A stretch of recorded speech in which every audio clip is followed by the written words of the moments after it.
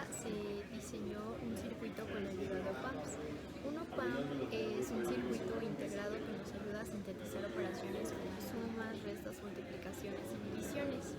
Además, nos ayudan a amplificar o desamplificar voltajes. Los OPAMPs son producidos en masa, por lo que su costo es muy reducido. Durante el desarrollo del goniómetro se utilizaron OPAMPs LM741. Los OPAMPs se polarizan generalmente con un máximo de 30 volts. Existen muchas aplicaciones que se le pueden dar a los OPAMPs, como amplificar una señal, acondicionarlas, acoplamiento de impedancias, filtros activos, procesamiento analógico de señales, entre otras.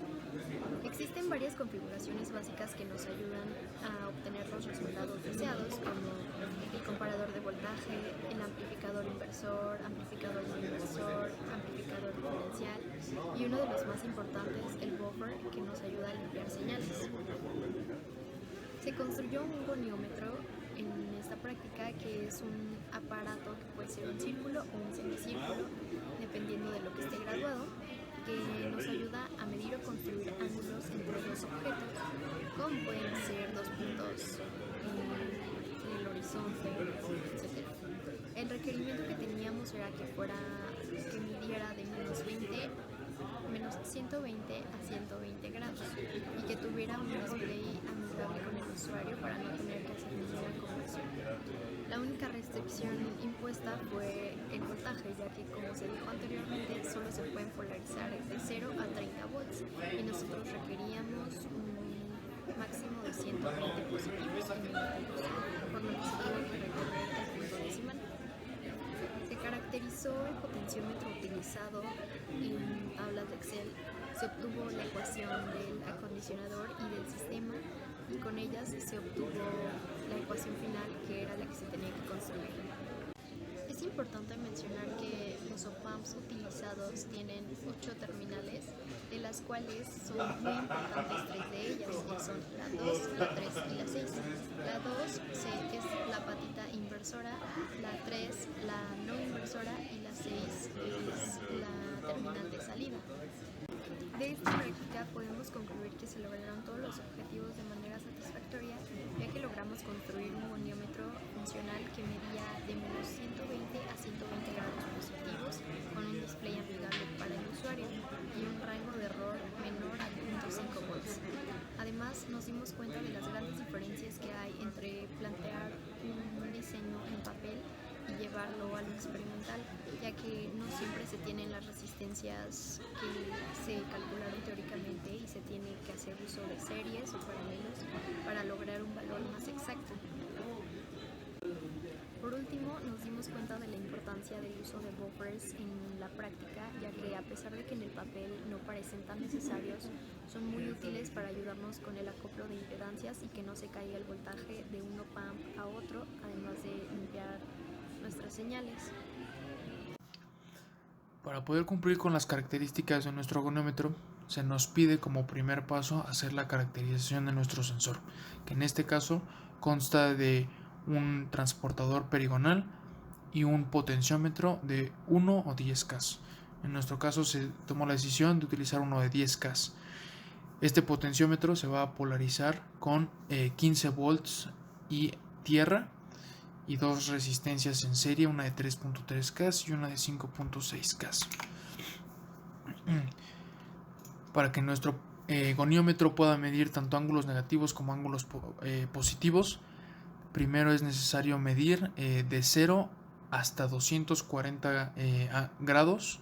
En nuestro caso se tomó la decisión de hacerlo de 0 a 260 grados. Se realizó estas mediciones 3 veces y se obtuvo una tabla promedio. Posteriormente se hacen los ajustes de esta tabla promedio para poder medir ángulos negativos y ángulos positivos de 0 a menos 120 y de 0 a 120.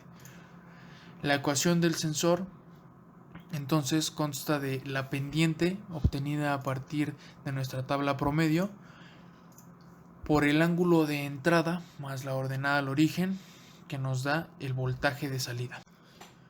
Posteriormente a obtener nuestra ecuación del sensor en base a la caracterización de este mismo, debemos obtener la ecuación de nuestro goniómetro, que en este caso, de acuerdo a las características que debe tener nuestro goniómetro, es igual a multiplicar 0.1 por el ángulo de entrada, ya que, como sabemos, se pretende que en 120 grados se obtenga una salida de 12 volts y en menos 120 grados se obtenga una salida de menos 12 volts.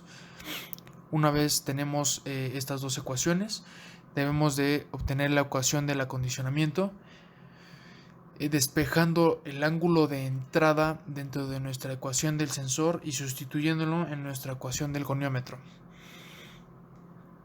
De esta forma obtenemos nuestra ecuación del acondicionamiento, con la que diseñaremos nuestro circuito con amplificadores operacionales para poder obtener las salidas deseadas. Una vez encontramos la ecuación del acondicionador, se debía hacer el diseño de manera teórica, y debido a las características que se pedían de este mismo, se decidió hacer un diseño de 3 fases, siendo la primera fase un sumador que amplifica la señal con una resistencia de 3.09K. Posteriormente se tiene un buffer para proteger la salida de la señal, y después un inversor para poder invertir el negativo que se obtiene del sumador.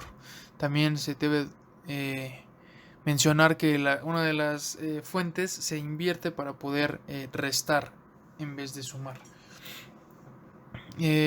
Tenemos que tener en cuenta que no se puede utilizar el tercer canal, por lo tanto se hace un divisor aprovechando la polarización de los op-amps con 15 volts, y se hace la corrección en el diseño teórico.